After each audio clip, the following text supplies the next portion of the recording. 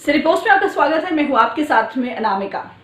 RJD की जो बैठक हुई उसमें ये बात जरूर सामने आई कि एलजेपी अध्यक्ष चिराग पासवान ने बीजेपी के एजेंडे को पूरा किया और जेडीयू को नुकसान पहुंचाया।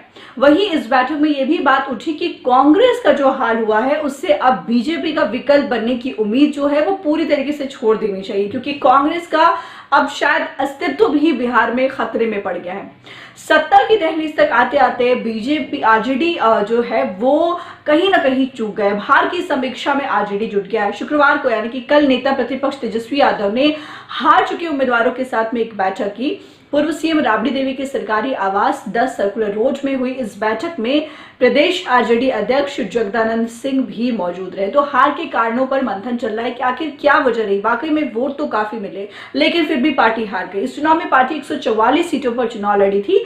पार्टी को 75 सीटों पर जीत हासिल हुई, जबकि 69 सीटों पर हार का सामना करना पड़ा।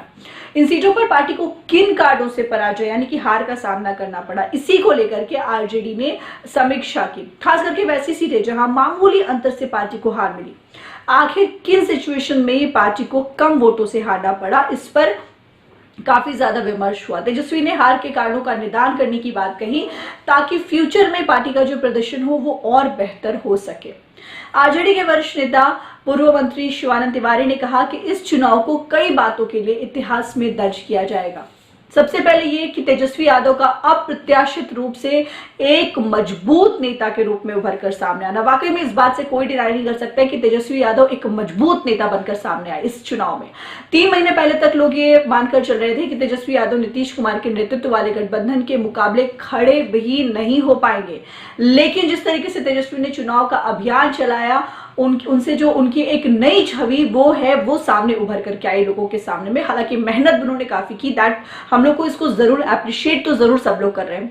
उन्होंने कहा कि पहली बार बीजेपी को नीतीश कुमार की वजह से एक मजबूत जमीन मिल गई। चिराग पासवान ने जेडीयू को नुकसान पहुंचाया, ये बात आंशिक सत्य है। पूरा सच तो ये है कि चिराग ने बीजेपी के ही एजेंडे को पूरा किया है।